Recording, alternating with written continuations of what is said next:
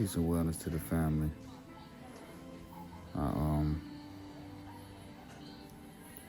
going through a particular hard time right now at the hospital. My son broke his leg. He had an accident at school. It's been really hard on him. It's very painful.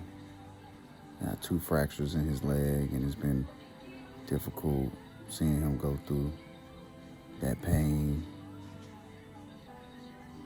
And so we're just trying to be here for him and support him as much as we can. I was here all night last night, and I took a walk. I was looking for something to eat, maybe, and I could get to eat. I was kind of hungry,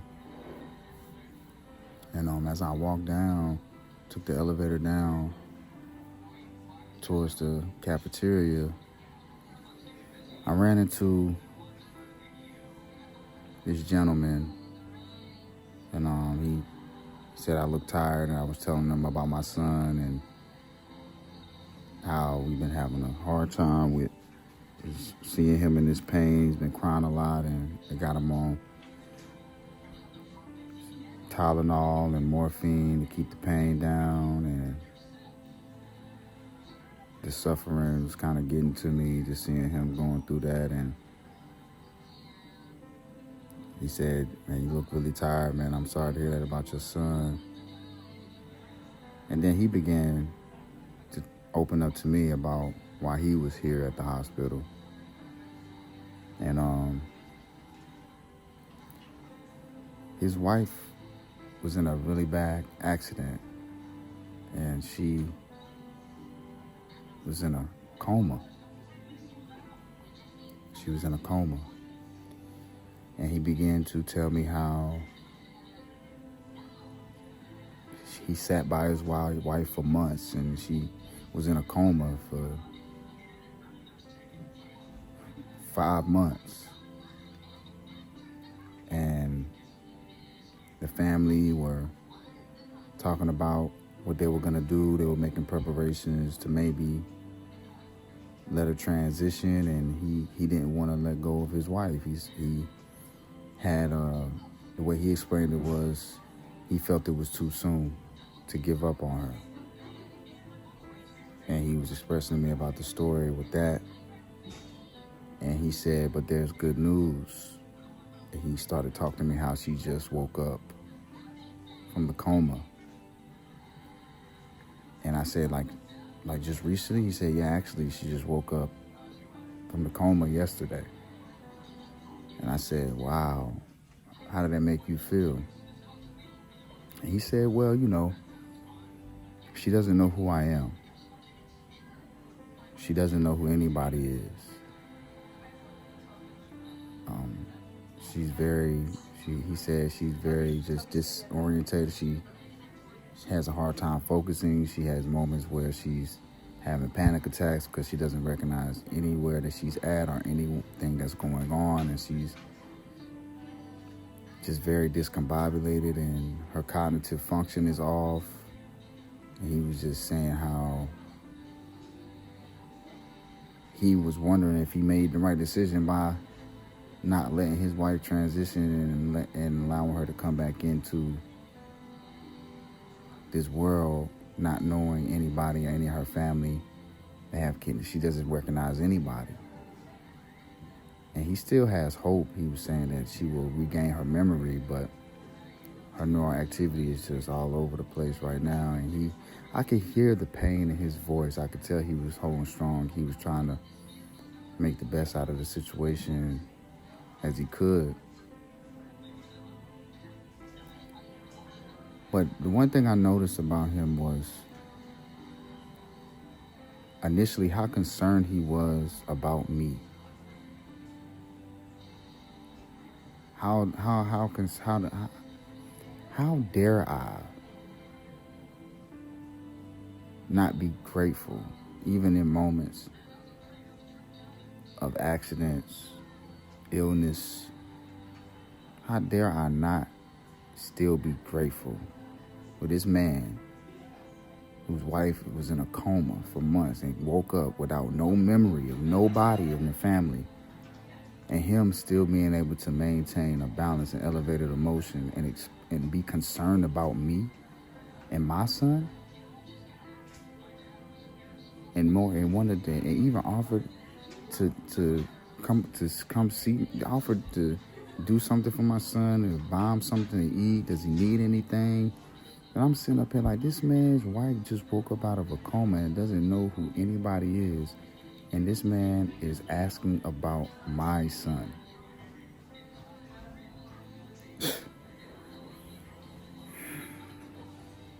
I'm telling y'all, man,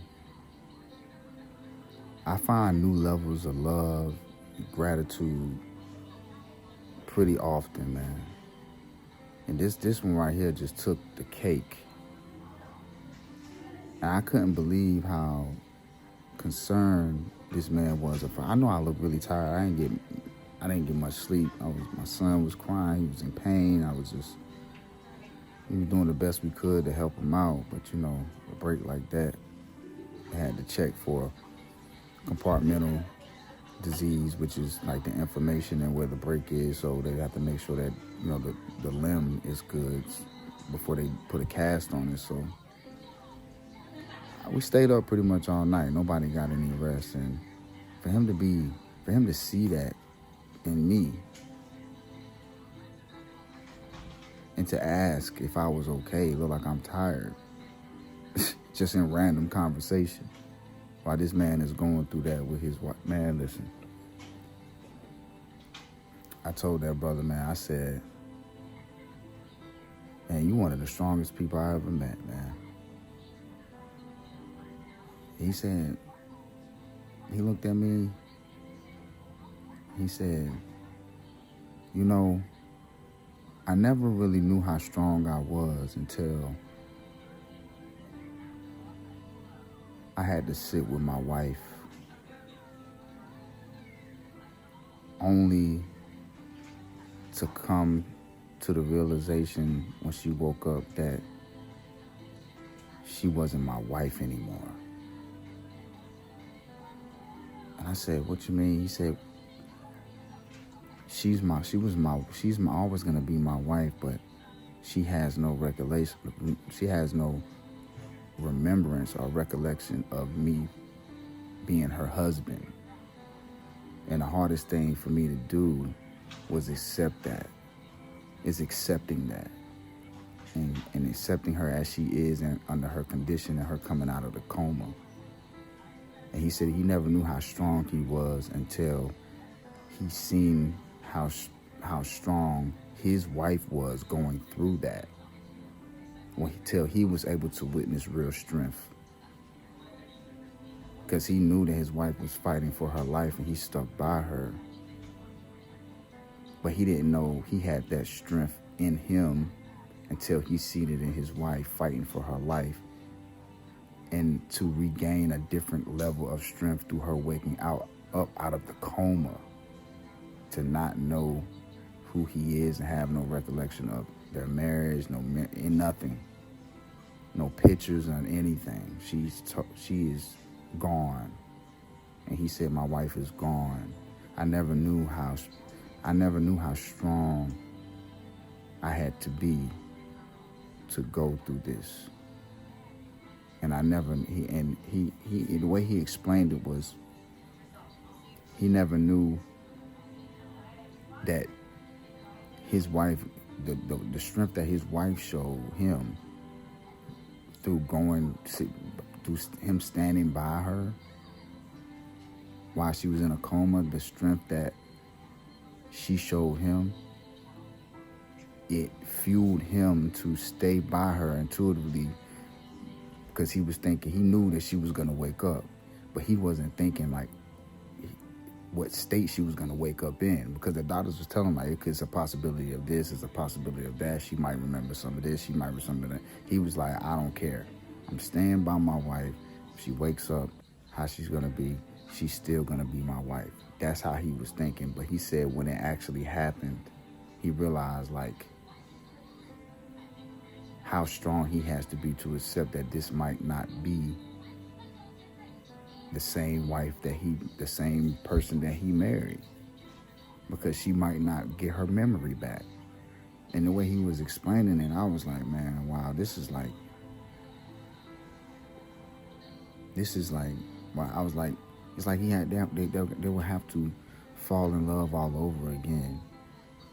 And he said that would always be his wife, but it's hard to accept that a part of his wife is gone. Like most of his wife is gone. Their memories, like their family, like his wife, his old wife is gone, and now he has to marry a new one. He has to create a new marriage within his initial marriage.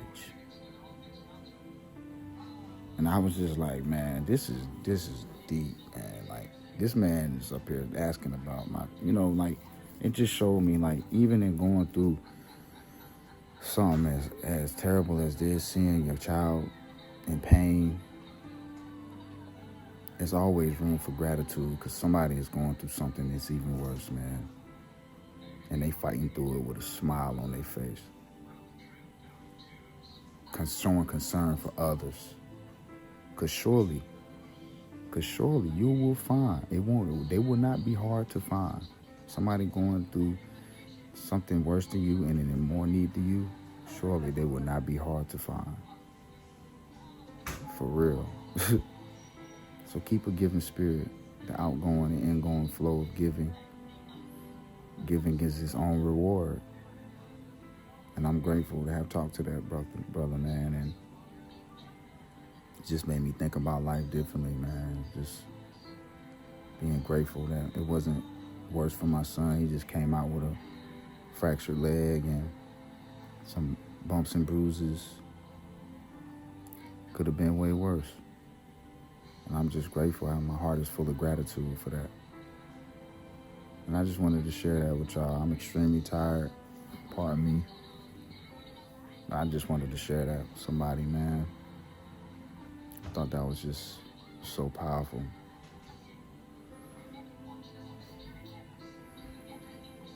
Peace and wellness to the family.